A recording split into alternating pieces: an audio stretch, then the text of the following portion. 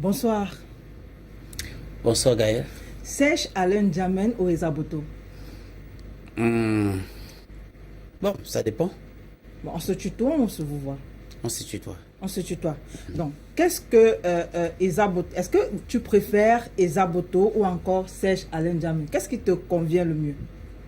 Bon, Eza Boto parce que c'est public. Dans la rue, c'est facile. C'est facile. Ouais. D'accord. Est-ce que la société aujourd'hui a réussi à faire la différence entre le personnage que tu incarnes et la personne que tu es vraiment? Pas tout à fait. Pas tout à fait. Parfois, on voit la personne, on ne sait pas si c'est le personnage.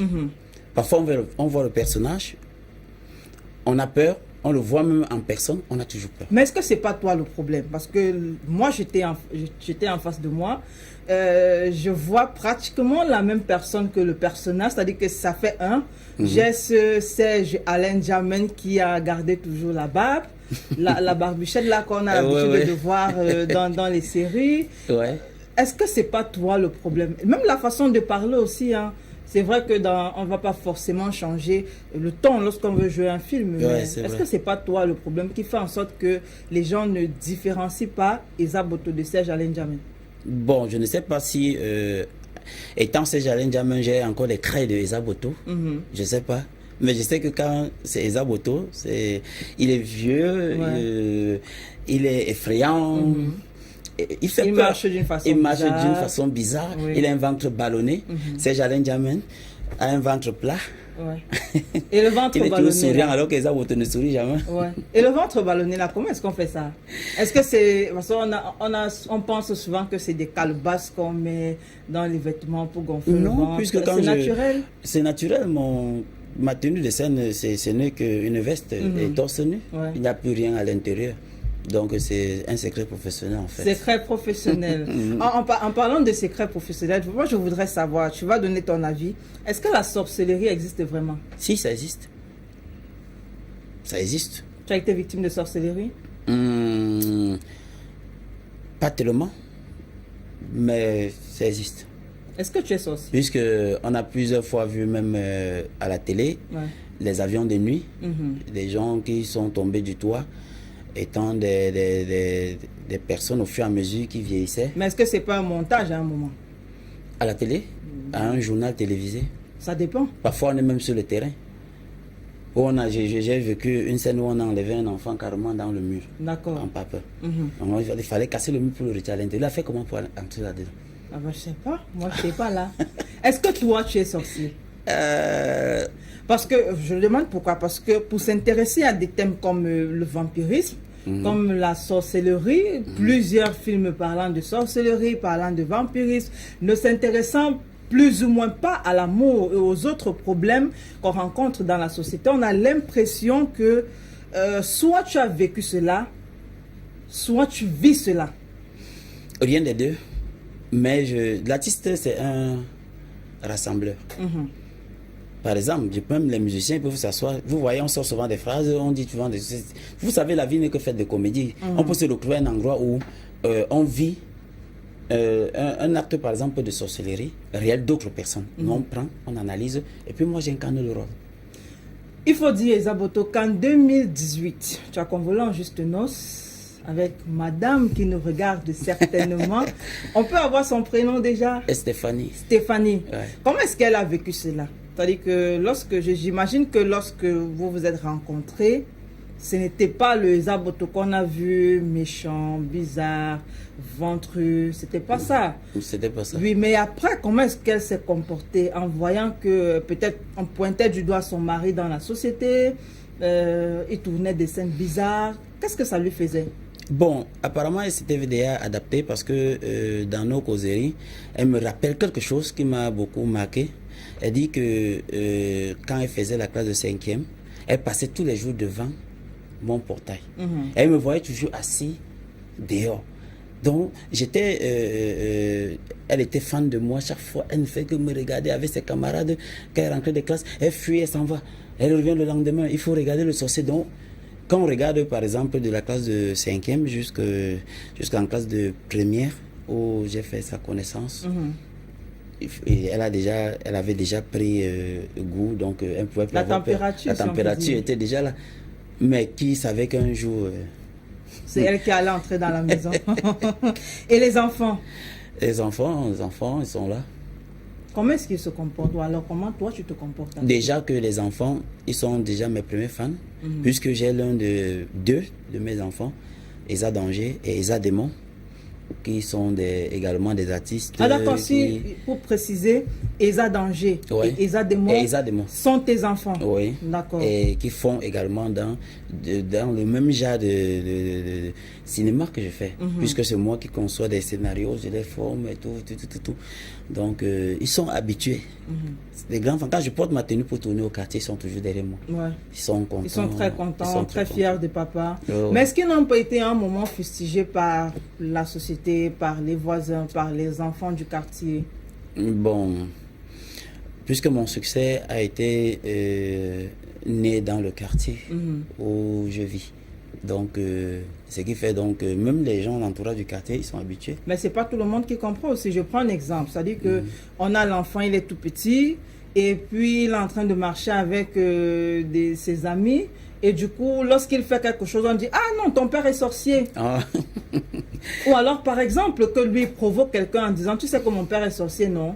Est-ce que ça vous est déjà revenu, vous avez déjà eu un retour de ce genre de choses? Non, pas un retour. Peut-être qu'on le dit dans leurs différents établissements, peut-être qu'on leur dit ça, mais ils ne me disent pas. Ouais. Ils ne me disent pas. C'est Esa Danger parfois qui revient dire au lycée, il ne respire pas. Quand il sort pour aller à la cantine, le monde est derrière lui, il rentre, il fuit, il rentre dans sa salle de classe. Et il faut qu'il se cache quand il veut sortir, les gens l'accompagnent jusqu'à la maison. Oui. Donc ça le frustre, puisque lui, il ne comprend pas encore. Est-ce que vous êtes autoritaire? Est-ce que toi, Esa Boto, alors, Serge Alain Djamel, est-ce que tu es autoritaire? Autorité à la maison? À la maison, même au travail, même avec madame, ça dépend. Non, autoritaire, je suis plutôt très doux. Juste le contraire de ce que je suis à la télévision. Très doux, mais trop strict aussi. Mais on ne voit pas ça, on ne fait pas ça directement. N'est-ce pas? Peut-être on demandera à madame après l'émission si Ah. Serge Alain Djamel est autoritaire. Il est strict, si c'est mais il n'est pas vrai autoritaire. qu'il est très doux, à strict. Oui, je suis strict. Très strict même. Parce que quand je dis un truc, j'aimerais qu'on le fasse. Qu'on ne le fasse pas. Quand on ne le fait pas, c'est autre chose. Ouais. Là, Là, je tout de suis suite. là-dessus. Est-ce que tu as déjà eu les problèmes avec ton épouse? Les problèmes ne concernant manquent quelque chose? pas, mais pas les problèmes d'éclat de voix. Les problèmes ne manquent pas, mais ces problèmes restent dans la chambre. Donc imaginons une entrée et puis il y a un problème qui surgit. Qui sera la première personne à demander pardon? Beaucoup plus elle. Ok. Donc c'est une femme soumise alors? Elle est soumise. Elle est un exemple. Elle est vraiment un exemple. Donc on peut dire que tu ne regrettes pas de l'avoir mis à la maison, pas du tout? S'il faut recommencer, je vais toujours la choisir. D'accord. C'est bien d'entendre ça. Je pense aussi qu'elle est d'ailleurs très fière d'entendre cela. Parce que je vais demander, pour poser une autre question à Alain, toujours dans ce sens. Quelle est la chose tellement émouvante que toi tu as partagée avec elle? Je ne sais pas, une chose, un geste, quelque chose de vraiment émouvant que tu as partagé avec elle, au point où, lorsque tu te retrouves dans ton coin, tu penses à cela et puis ça te donne des frissons. Ça peut arriver que ce soit elle qui ait vécu la même chose. Mais est-ce que tu peux avoir un souvenir? Un souvenir, justement, les souvenirs, parce que les moments où on est ensemble, on a nos souvenirs de nos rencontres, comment Ça se passait, ça comment s'est elle passait passé tous les soirs devant le chaque fois, portail. comment elle me dit, bon, est-ce que tu sais que même quand on était même ensemble au départ, là, moi je ne voulais même pas. Mais ça, c'est la phrase de beaucoup de filles, ça. Oui, elle dit que non, je venais seulement. Après là, je devais être là. Hein. Bon, voilà. Mais la petite vient en mangeant. Puis, nos souvenirs, c'est les moments émotifs. Vraiment, les moments vraiment émotifs. Parce que il n'y a que ça, c'est ça. Et la communication, le dialogue. Ouais, quand nous sommes deux.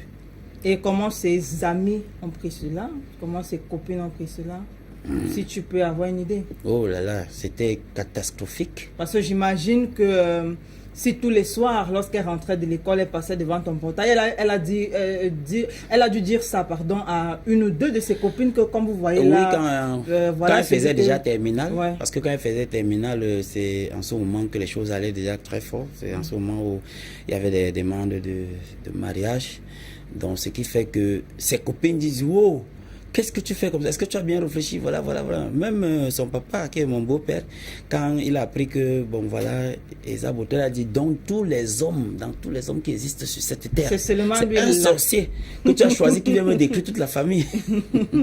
Alors, Eza Boto, fidèle ou pas fidèle? Fidèle. Fidèle? Ouais. Eza Boto est fidèle? Si. Serge Alain Diamant est fidèle? Si. On va demander tout ça à madame, parce qu'elle va aussi passer sur le plateau. Il n'y a pas de souci, il faut l'appeler. Eza Boto, encore Serge Alain Diamant est fidèle. Il faut rappeler que tu as été pendant 1 an à Libreville. Ouais. Tu t'es également retrouvé à Dubaï. Ouais. Comment ça s'est passé là-bas? Dubaï ou Libreville? Les deux. Bon. Comment ça se passait? Ta vie, hein, pas côté professionnel, côté intime, comment ça se passait? Bon, j'avais des amis qui m'ont accueilli. Des deux côtés, quoi. Ouais. À Dubaï comme à Libreville, au Gabon. Parce que, vous savez, quand on sort du pays, c'est là on connaît si vraiment la diaspora, c'est la diaspora. Hein. Oui, parce que j'étais dos au mur quand j'étais à Libreville, vu le confinement. Bon, les amis, en fait, les Camerounais, c'est chacun qui bousculait. Bon, Eza Boto, viens, on va de chez moi, voilà, j'ai mon hôtel, j'ai ceci, bon, voilà.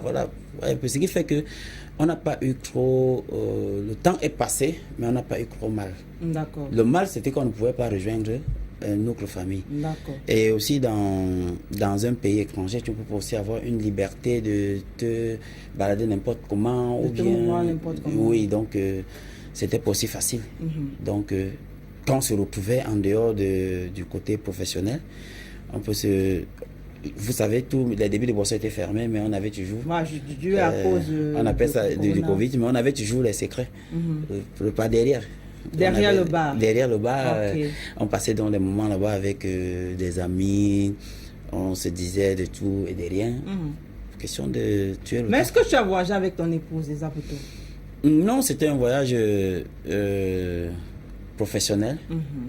Parce que j'allais pour une série de spectacles. Ouais. Et quand quelqu'un t'invite, il paye le billet d'avion. Il a ton logement. Si tu associes une personne, il faudrait que toi-même tu t'en occupes. D'accord. Et entre-temps, les enfants sont là, il fallait que... En fait, je n'allais pas pour durer. D'accord. Et maintenant, lorsqu'on a fini de travailler, Serge Alain Diamant, et qu'on rentre dans sa chambre d'hôtel ou même encore dans sa maison d'hôte, on a besoin de se reposer, on a besoin de se relaxer. Et vu que madame était ici, même au Cameroun, comment ça se passait? Est-ce que tu as voyagé avec la maîtresse?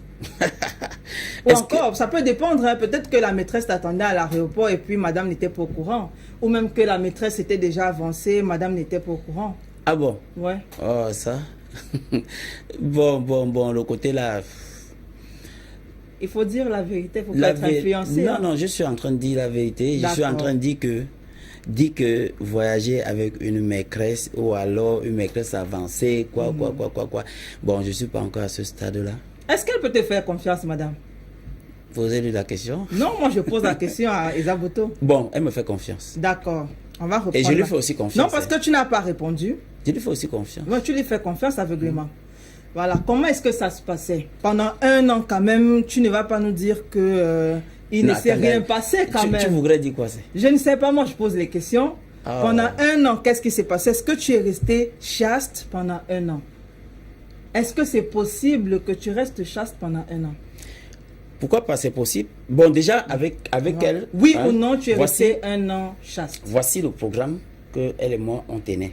Ça veut dire que quand je suis au réveil, déjà, on a environ 2 heures à 3 heures de causerie. D'accord, même avec la maîtresse à côté, c'est pas impossible aussi. Et si c'est vidéo? Même si c'est vidéo, madame peut se reculer un peu et puis elle se tait et puis on cause avec l'autre madame. Même pendant des heures, c'est possible, vu qu'elle connaît son statut de deuxième femme ou deuxième bureau ou maîtresse. Elle sait qu'il y a une devant, donc elle peut rester tranquille. Monsieur cause tranquillement avec celle qui est au Cameroun, même si c'est pendant 4 heures de temps, ça ne dérange pas.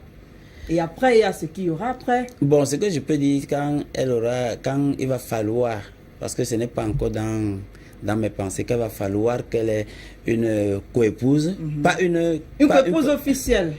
Officielle, j'ai signé polygamie. D'accord, parce que là maintenant, mais la coépouse, elle est officieuse. Ce n'est pas encore dans mes projets actuels. Bon, quand ce serait, je vais m'entendre avec elle. Chez nous, les Bantous, on dit c'est la première femme qui va chercher la deuxième. D'accord. C'est ça, non? Mais jusque-là, tu n'as pas répondu à la question. Pendant 1 an, comment est-ce que ça s'est passé? Bon, tu voudrais que je dise oui ou non? Pendant 1 an, comment est-ce que ça s'est passé à Libreville? Je t'ai expliqué rien. Rien. Ouais. Est-ce que c'est sûr ça? À Dubaï, comment est-ce que ça s'est passé? Ah, là-bas, alors c'est très grave. Parce que j'imagine bien qu'il y a des bimbos, c'est pas évident. À Dubaï? Oui. Non, Dubaï, c'est un pays arabe. Déjà, dans ta chambre d'hôtel, une femme ne doit jamais monter, si et seulement si vous avez l'acte de mariage. Ouais. Mais il y a des Camerounais là-bas, non? Je dis, tu ne traverses même pas. Puisqu'il y a la réception, madame, vous allez où? D'accord. Dans quelle chambre? On regarde. Si c'est un homme qui est là, on dit c'est impossible. Si c'est une femme qui est là, vous montez. Il y a un adage qui dit que impossible n'est pas camerounais.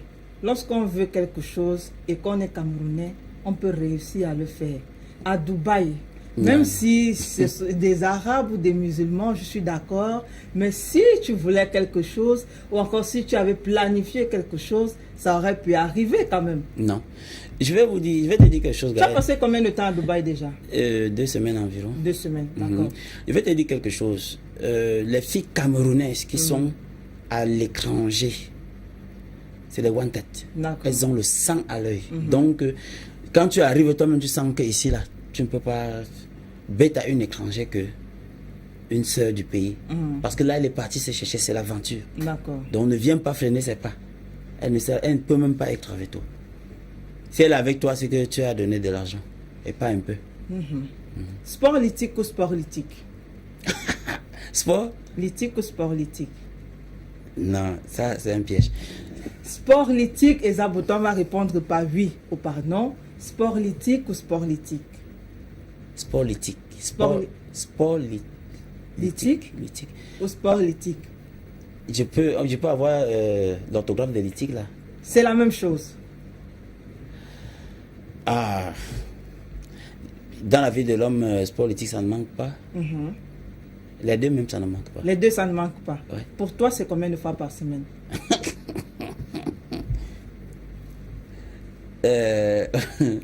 Nous, ça dépend des saisons. Oui, on est d'accord. Ouais, tu as vu la grande pluie d'avant-hier? Oui. Et d'hier? Donc, ça veut dire, avant-hier, c'était combien de fois? Pendant que ça fait certains mois quelque part, il faut aussi... Qu'il y ait des personnes qui vivent quand même. Oui, des personnes, il faut aussi penser à faire naître aussi des personnes quelque part. D'accord. Donc, la grande pluie d'avant-hier, la grande pluie d'hier, ça fait 2 fois. Donc, nous sommes déjà à 2 fois par semaine, juste à cause de 2 jours de pluie. Ensuite, si on va comptabiliser avec les autres jours, parce qu'il reste 5 jours, ça peut faire combien de fois par semaine? Bon, les semaines ne sont pas régulières. De façon générale, c'est-à-dire qu'on va prendre la moyenne. S'il faut prendre la moyenne, c'est pas...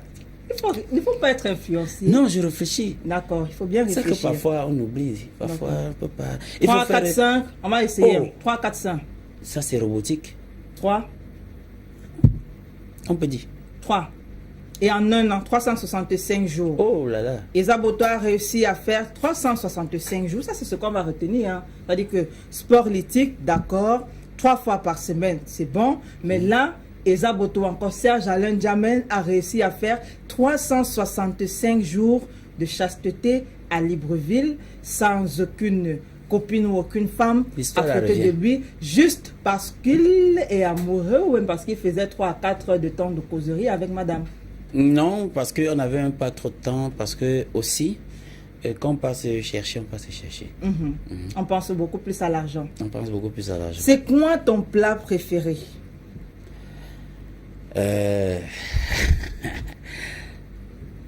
P-O-M-M-E. Pilé. Les pommes pilées Ouais. avec haricots noirs. Haricots noirs, on met un peu de crevettes.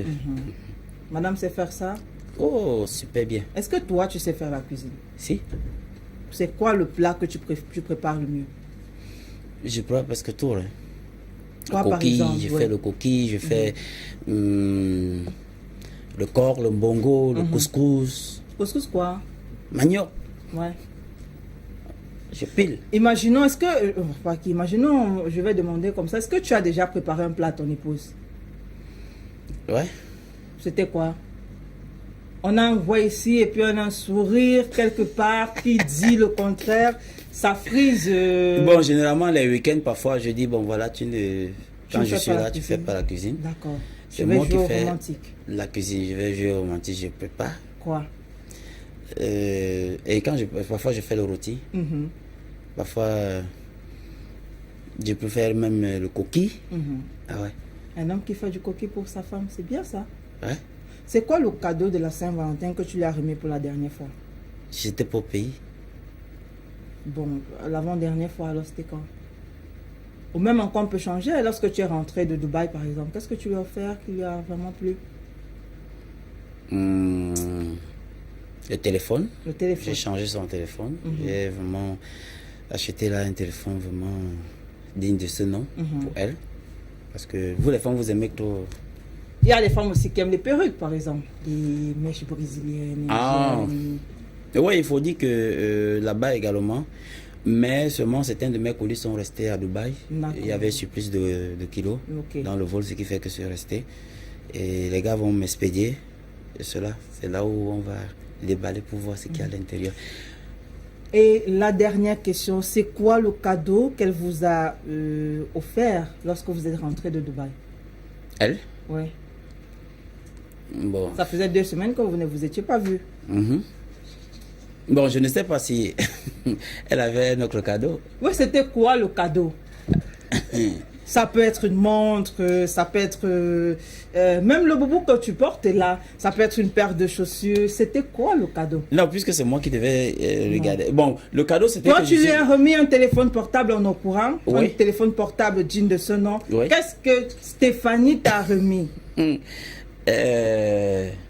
C'est qu'elle a gardé tout le temps que j'étais dehors. Oui, Quand je suis revenu, elle a dit, c'est pour toi, ça continue à être pour toi, ça sera toujours pour toi. c'était quoi?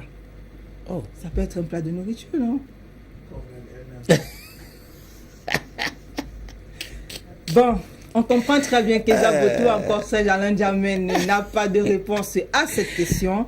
Esaboto, ce fut un plaisir de discuter avec toi. merci. Voilà, je vais te Merci laisser... parce que tu m'as vraiment arraché le sourire jusqu'à bout. J'espère que Parce c'était facile aussi. Hein.